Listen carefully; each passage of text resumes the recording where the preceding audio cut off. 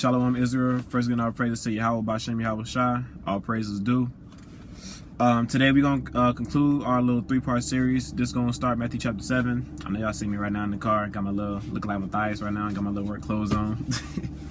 But yeah, man, we gonna start Matthew chapter 7. We're gonna start at verse 1. We're gonna get right to it. Oh, I need to say, oh my gosh, excuse me. First, get all praises to Yahweh Bashem Yahweh Shai. All praises due. If I did not say that at first, I can't remember, but I don't think I did. But now let's get started. Okay, so we have Matthew chapter 7, starting at verse 1. Judge not, that ye be not judged. For with what judgment ye judge, ye shall be judged. And with what measure ye meet, it shall be measured to you again. So this is saying, like, you can't judge others like doing stuff that you're doing yourselves. This is what the Pharisees do. They be telling people to do certain things, man, about the 613 laws, to keep all of them, and they don't even keep on all of them themselves. I'm gonna give you 2 precepts on that. First, we're gonna go to Romans chapter 2 verse 1. Romans chapter 2 verse 1. It says, therefore thou art inexcusable, O man, whosoever thou art that judgest, for wherein thou judgest another, thou condemnest thyself. For thou that judgest doest the same things. Exactly. They're telling people to do. So they be getting on people on the streets for not doing certain things, but they don't keep the laws themselves. They don't keep all 613. Another precept for that, we're going to go back to Matthew chapter 5. Verse 19. Whosoever therefore shall break one of these least commandments and shall teach men so, he shall be called the least in the kingdom of heaven. It's talking about the Pharisees. But whosoever shall do and teach them, the same shall be called great in the kingdom of heaven. That's why he said his yoke is easy, and his burden is light. Because the things that we have to do, we're under liberty right now. We have the freedom to do a lot of things. We're under grace right now. So we're not under the law. We're not going to get judged for not keeping the law, because that was the whole reason why he came here and died for our sins, because we couldn't keep the law in the first place. So he took that away from us so that we wouldn't get judged under that no more. Verse 3, Matthew chapter 7. And why beholdest thou the mote that is in thy brother's eye, but considerest not the beam that is in thine own eye? Or how wilt thou say to thy brother, let me pull out the mote of thine eye, and behold, a beam is in thine own eye? Thou hypocrite, first cast out the beam out of thine own eye, and then thou shalt see clearly to cast out the mote of thy brother's eye. So this is saying, like, you have to check yourself before you check somebody else, bro. If you know yourself, like, if you're not completely, like, you got to be completely clean before you can try to judge somebody else, bro. Like I said, you can't be hypocritical and tell somebody to do something when you're not doing it yourself. That's what the fuck these Pharisees do all day long, bro. They don't keep all 613, but yet they telling people on the street they're going to die if they don't. Like, that's so hypocritical.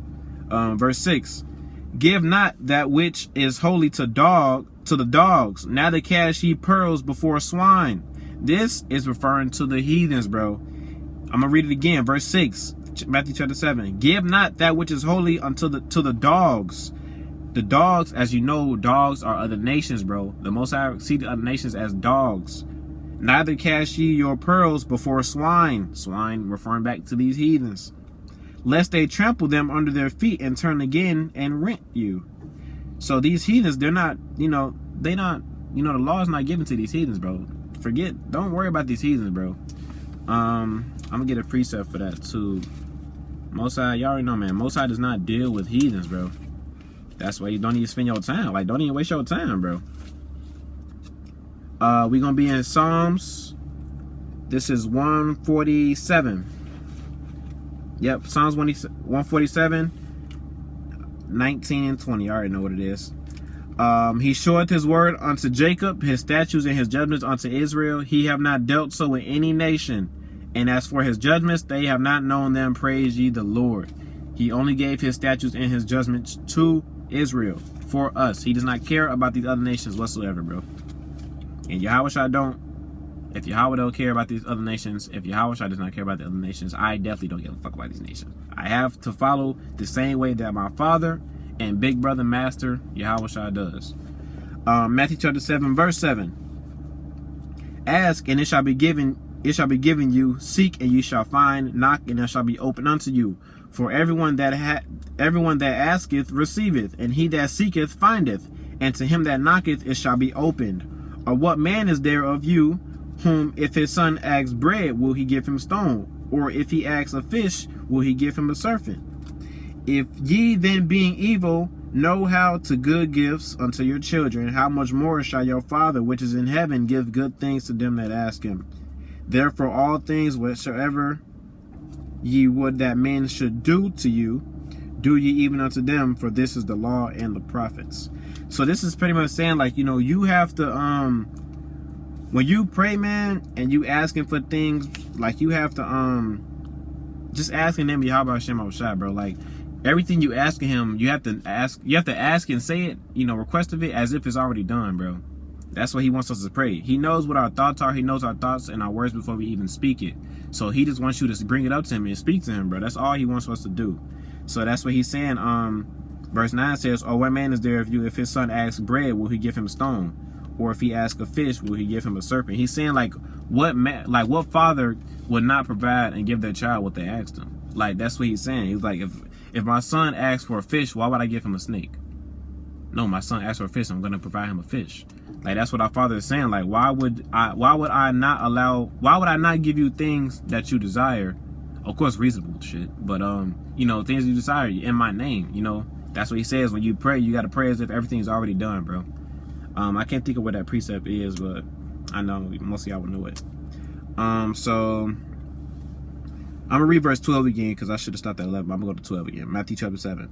"Therefore all things whatsoever ye would that men should do to you, do ye even so to them, for this is the law and the prophets." This is where we get the golden rule from. You know, growing up they told you the golden rule: treat people how you want to be treated. This is where they got it from. Verse 13. This is another one of the big parts of this entire chapter. "Enter ye in at the straight gate, for wide is the gate and broad is the way that leadeth to destruction, and many there be which go in thereat. Because straight is the gate and narrow is the way which leadeth unto life, and few there be that find it." This is the law of liberty. And notice in verse 13 the spelling of the word straight. It is not S-T-R-A-I-G-H-T. The spelling is S-T-R-A-I-T. That straight differs from the straight that you're thinking of. That straight that's mentioned in here, S-T-R-A-I-T, that means difficult. Difficult is the gate, man. Look what he says. Because verse 14, "But straight is the gate and narrow is the way which leadeth unto life, and few there be that find it." That's how you know all of these damn Christians, they're not gonna make it to the kingdom, bro. It says few. There are a million, probably billions of fucking Christians out there, bro. If he says few there be that find it, that find the straight gate, bro, it's gonna be very few. That's why he says only a remnant will be saved. Within the entire Israel, only 1/3 of them will be saved. He's talking about a few there be that find it, bro. Very few people will find it, bro. He's talking about a very small remnant. However small you thinking, he's thinking even smaller than that, bro. Because as we know, the Most High does not go by quantity. He goes by quality of people, bro. He don't care how many people he takes out of his land, bro. He's only taking as many as he needs, bro. As many that's gonna follow him, follow the land whithersoever he goeth, bro. So that's why I'm gonna read verse 13 and 14 again. "Enter ye in, I'm gonna take out straight and I'm gonna put difficult, bro. "Enter ye in at the difficult gate. For wide is the gate and broad is the way which that leadeth to destruction." That's talking about Christianity. Anything that's other than the law of liberty and following under Yahweh B'Shem Shai, that's exactly what it's talking about. That's why it says, "And many there be which go in thereat." There's millions of Christians out there, billions. There's millions of Catholics out there, Muslims, everything under the book, bro. But that's why it says all of that shit leadeth to destruction. Verse 14. "Because difficult is the gate and narrow is the way which leadeth unto life." That's what we have, everlasting life. We woke up to everlasting life because we have been keeping it. We have been keeping this. We kept it in the ancient world. We repented for our sins, and we repented for the kingdom of heaven was at hand. We did that in our ancient life, bro. Did that then. He woke up in this time now to everlasting life. That's why we are leading. That's why this difficult gate, bro. Because we know that this truth is not easy, bro.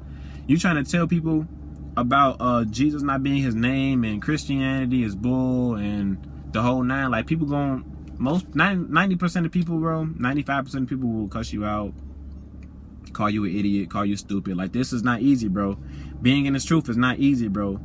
Like I said, us waking up to this truth made things that much harder to live in this world, because we already didn't have a purpose in this world. We already had questionable things, like, you know, everything didn't resonate with us, with our spirits. But now, since we woke up to this truth, our life has come full circle, and now we're seeing how really terrible this world really is, bro. Verse 15. "Beware of false prophets which come to you in sheep's clothing, but inwardly they are ravening wolves. Ye shall know them by their fruits. Do men gather grapes of thorns or figs of thistles? So verse 15, this is talking about pastors. What pastors be wearing, bro? What's the sheep's clothing that's talking about, bro? They be on the street wearing their suits.